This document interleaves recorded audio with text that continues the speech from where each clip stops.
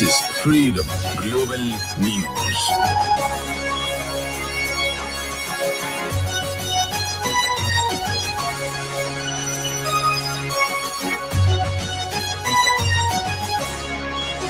This is Freedom Global News. Senate confirms 7 ministerial nominees and Federal High Court to commence annual vacation next month. And on the foreign scene, the African Union and United Nations demands probe as African migrants die at Moroccan-Spain border. This is Freedom Global News. Good evening, you listen to Freedom Global News on 99.5 FM. I am Hauwa Adamu Kiyawa. Today is the 29th of June 2022. And now the news in full.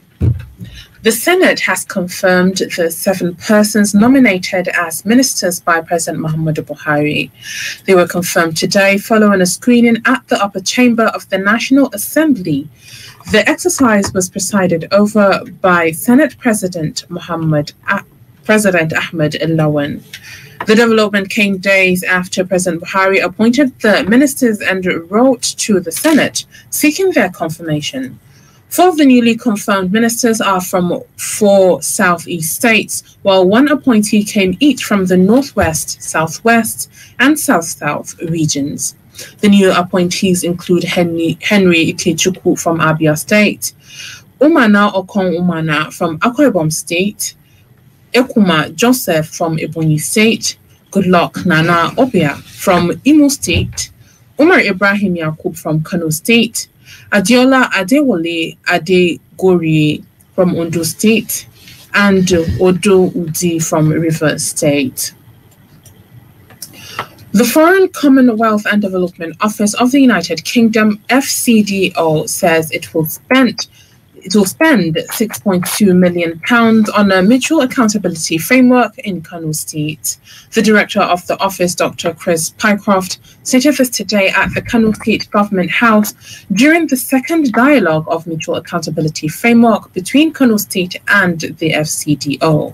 He added that this will help to improve various sectors such as education, health, among others. For his continued commitment and engagement with this important initiative on behalf of the Governor, the Government of Arno, and the people of Arno. It's not just important in terms of coordinating the development response from the UK Government to ensure fully aligned with Kano State Government priorities. It is also important because it defines a new way for the international community to support locally owned and driven development. There are many across the international community, not just here in Nigeria, but around the world, who are watching this initiative. In a remark, the state governor, Dr. Abdullahi Umar Ganduje, represented by his deputy Nasir Yusuf Gawna, said the aim of the meeting is to review the commitment of the first Kano Mutual Accountability Framework, which was signed last year, to ascertain the journey so far. Based on the Kano Mutual Accountability Framework, which I understand set out the reform initiatives, the CANMAP will be used by both parties to monitor progress and to hold each other mutually accountable for their commitment. The revised CANMAP will continue to monitor concrete reforms that will support good governance, improvement in economic recovery and investment, as well as reduce poverty through human capital development, quality healthcare, implementation of free and compulsory education in the basic and post-basic. Correspondent Zara Unasir reports that the meeting was attended by various stakeholders on health and education, as well as traditional institutions, among others. And on the sporting arena, the Confederation of African Football is considering postponing the 2023 Africa Cup of Nations. And Hauwa Adamu Kiyawa has details of this and other sports updates. The competition has been scheduled to hold in Côte d'Ivoire next summer. There has been concerns over the harsh weather conditions in the West African country at this time of the year. CAF authorities are afraid that the condition will be the same next summer, and scheduling the competition in the middle of the rainy season might not be a good idea. CAF Secretary General Veron Mosengo Omba told Le Monde that they are considering it as one of the possibilities. He added that they have asked Ivorian meteorologists to report to them on rainfall history in Côte d'Ivoire in June and July, and also to share their projections with them. Meanwhile, Super Eagles striker Odion Ighalo has stated that his wait for a league title in his professional career took 17 years. Ighalo won the Saudi Pro League with Al Hilal on Monday night, finishing as the league's highest goal scorer with 24 goals. Ighalo, who started his professional career with defunct Julius Berger FC Lagos, had played club football in 6 countries across Europe and Asia without winning a league title.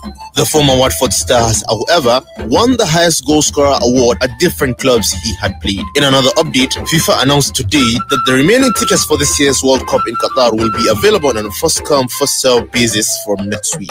FIFA also stated that about 1.8 million tickets were sold in the first 2 batches of sales, without saying how many are now available. Qatar will host the first World Cup in the Middle East from November 21st to December 18th at 8 stadiums in and around the capital, Doha. And on tennis, world number 3 Anett Kontaveit has crashed out of Wimbledon after losing to world number 97 Jules Nemier in the second round match on Wednesday. Nemier dominated Kontaveit 6-4, 6-0 and wrapped up the match in just 58 minutes. Hauwa Adamu Kiyawa, Freedom Radio. The global news is coming to you from Freedom Radio 99.5 FM. You can send your comments, opinions, and watch us live on Freedom Radio Nigeria on Facebook.com. You can get the link to the page on our website, freedomradionig.com.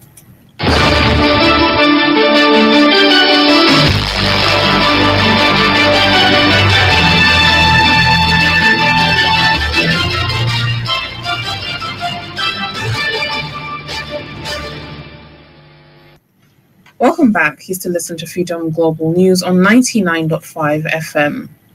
The Federal High Court will commence its annual vacation on July 25th. The Federal High Court Assistant Director of Information, Dr. Catherine Obi Christopher, in a statement to newsmen today, said the vacation would end on September 16th. Reports say that the statement was entitled Notification of Federal High Court of Nigeria Annual Vacation for the Year 2022 and Roster for Vacation Judges. The statement said the Chief Judge of the Federal High Court of Nigeria, Honorable Justice John Terembe Tsoho, announced the commencement of the annual vacation for the year 2022. He noted that this is pursuant to the provisions of Order 46, Rule 6, Subsection B of the Federal High Court Civil Procedures Rules 2019 as amended. This is in order for judges to enjoy their well-deserved rest and to prepare for the challenges of the new legal year. According to the Director of Information, Dr. Catherine Obi Christopher, during the vacation, only the core judicial divisions, Abuja, Lagos, and Port Harcourt, will, as usual, remain functional for the litigating public to approach division nearest to them. She said during the vacation, only cases of extreme urgency, such as arrest of ships and fundamental rights enforcement, would be entertained. She noted that the vacation judges for Abuja Judicial Division includes Justice A.R. Muhammad, Justice E. Wite, and Justice N.E. Maha. The Judicial Division of Lagos includes Justice D.E. Osiago, Justice I.N. Owebo, and Justice A. Aluko, and Justice T.G. Ringim. In Port Harcourt Judicial Division is Justice P.M. Aywa, Justice A.T. Muhammad, and Justice S.I. Mark. On 29th of June 1996, Elechi Amadi, Nigerian novelist who wrote The Concubine, died at 82.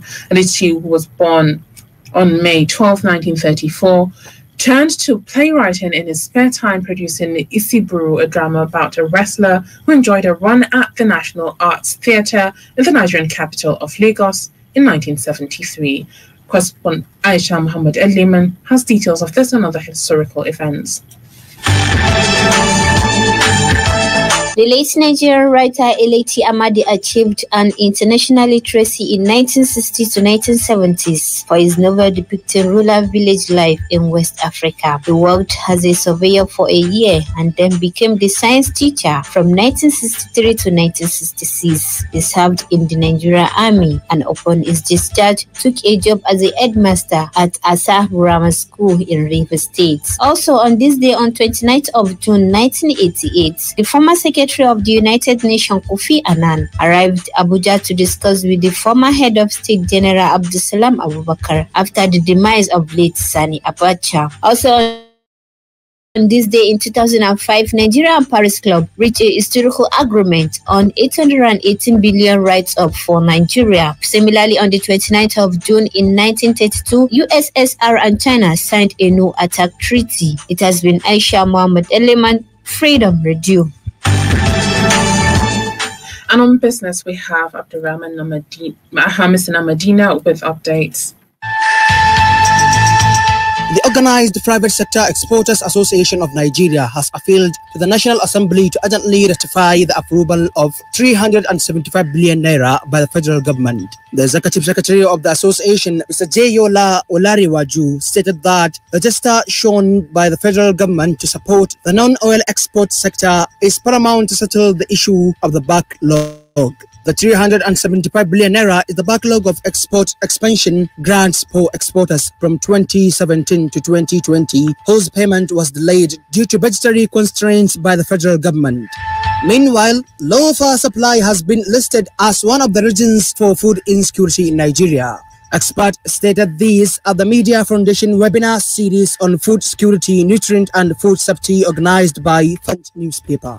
According to one of the food experts, Rotimi Sakore, Nigeria lacks the industrial capacity to store food due to low power generation. Sakore noted that food insecurity is one of the Nigeria's biggest national issue, which should draw the attention of the policy makers.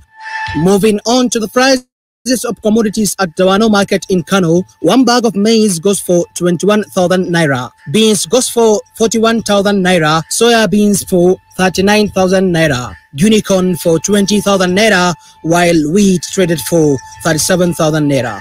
At Beruda Shanks today, $1 traded for 610 naira, €1 traded for 630 naira, 1 British pound for 740, while Saudi Riyal was 160 naira. Abdurrahman Hamis Namadina, Freedom Radio. And on the foreign scene, African Union and United Nations has condemned a probe as African migrants die at Morocco-Spain border. The deaths of dozens of Africans trying to cross from Morocco into Spain has sparked global condemnation, Muhammad Sani Uba reports. Last Friday, 2,000 migrants, mainly from Sudan, tried to cross the barbed wire fence, the militarized border of the North African country and city of Melilla Shire. Scores of Moroccan and Spanish officers resisted them with force, leading to the loss of at least 23 lives. Head of Working Borders, Helena Maleno Gazon, said that no fewer than 37 people died. Videos on social media show piled up bodies of victims allegedly shot by Spanish police and tortured by Moroccan police. African Union Commission AUC chairperson Musa Faki Mohammed called for immediate investigation and for excessive force to come to a halt. His statement expressed deep shock and concern at the violent and degrading treatment of African migrants attempting to cross. Mohammed stated that the ensuing violence caused the death of at least 23 people and injuries to many more. The AU leader reminded countries of their obligations under international law to treat all migrants with dignity and prioritize their rights. Yesterday, the United Nations Office of the High Commissioner for Human Rights said the death of the migrants should be investigated by both countries.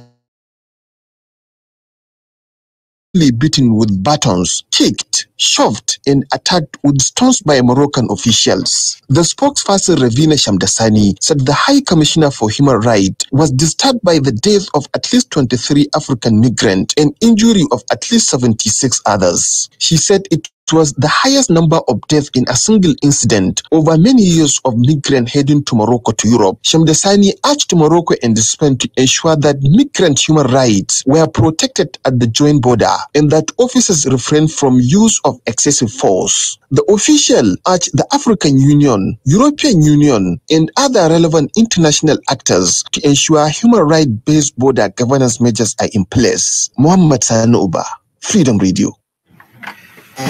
And with this, we've come to the end of today's Global News. On behalf of the entire production team, I am Hauwa Adamu Kiyawa. Have a wonderful evening. This is Freedom.